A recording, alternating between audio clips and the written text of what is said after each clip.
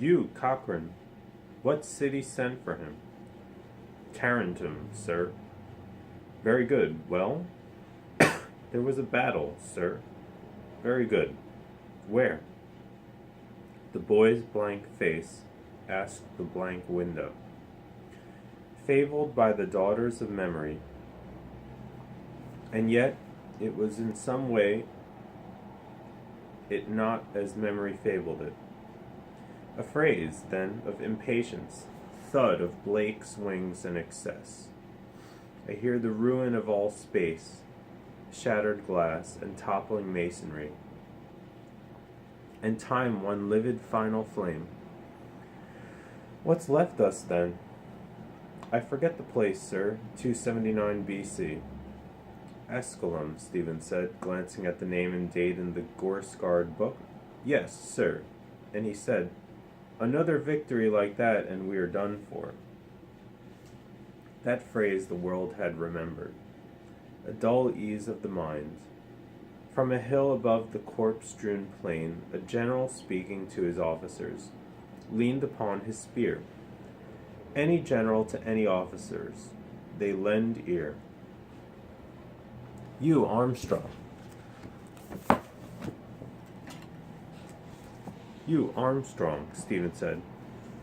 What was the end of Pyrrhus? End of Pyrrhus, sir?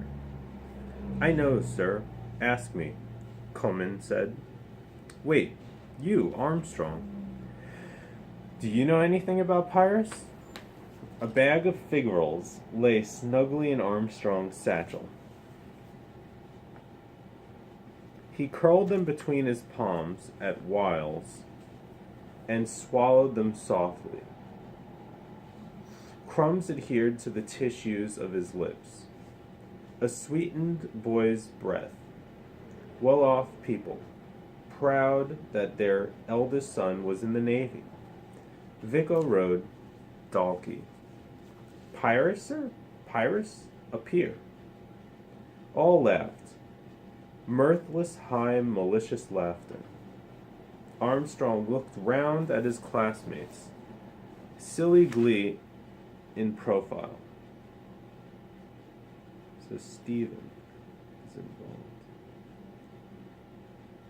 Silly glee in profile. In a moment they will laugh more loudly, aware of my lack of rule and of the fees their papas pay. Tell me now, Stephen said, poking the boy's shoulder with the book. What is a pier? A pier, sir, Armstrong said. A thing out in the waves. A kind of bridge. A Kingstown pier, sir. Some laughed again, mirthless but with meaning. Two in the back bench whispered. Yes, they knew. Had never learned nor ever been innocent. All, with envy he watched their faces. Edith, Ethel, Gertie, Lily, their likes, their breaths too, sweetened with tea and jam, their bracelets tittering in the struggle. Kingstown Pier, Stephen said. Yes, a disappointed bridge. The words troubled their gaze. How, sir? Coleman asked. A bridge is across a river. For Haynes' chapbook. No one here to hear. Tonight, deftly amid wild drink and talk, to pierce the polished mail of his mind. What then? A jester at the court of his master, indulged and disesteemed, winning a clement master's praise. Why had they chosen all that part?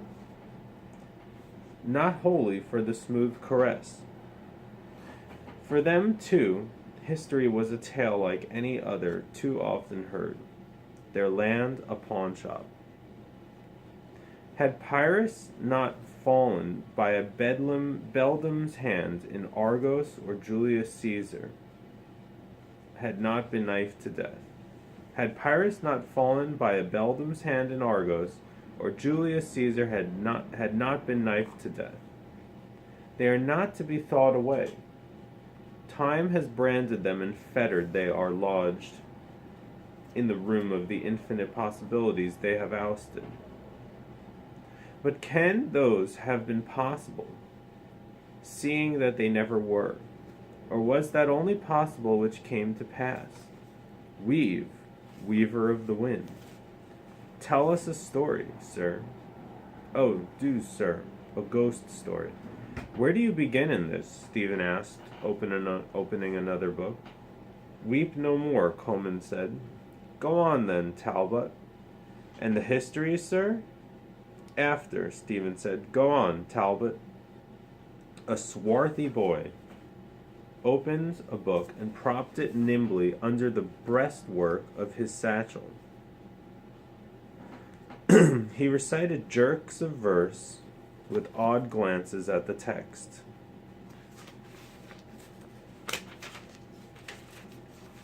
Weep no more, woeful shepherd, weep no more, for Lycidas, your sorrow, is not dead.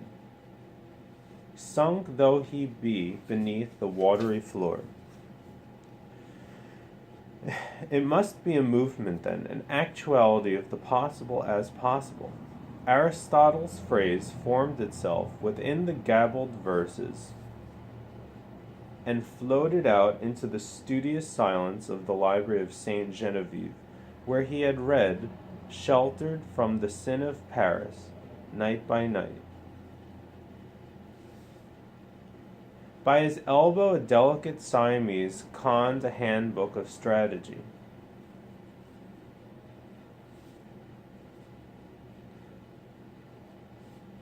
Fed and feeding brains about me, under glow lamps impaled, with faintly beating feelers, and in my mind's darkness, a sloth of the underworld, reluctant, shy of brightness, shifting her drag in scaly folds.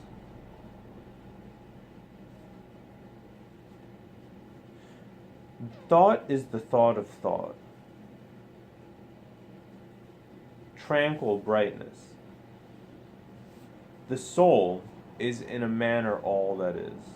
The soul is the form of forms.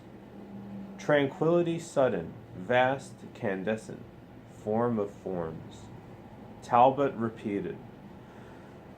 Through the night, through the dear might of him that walked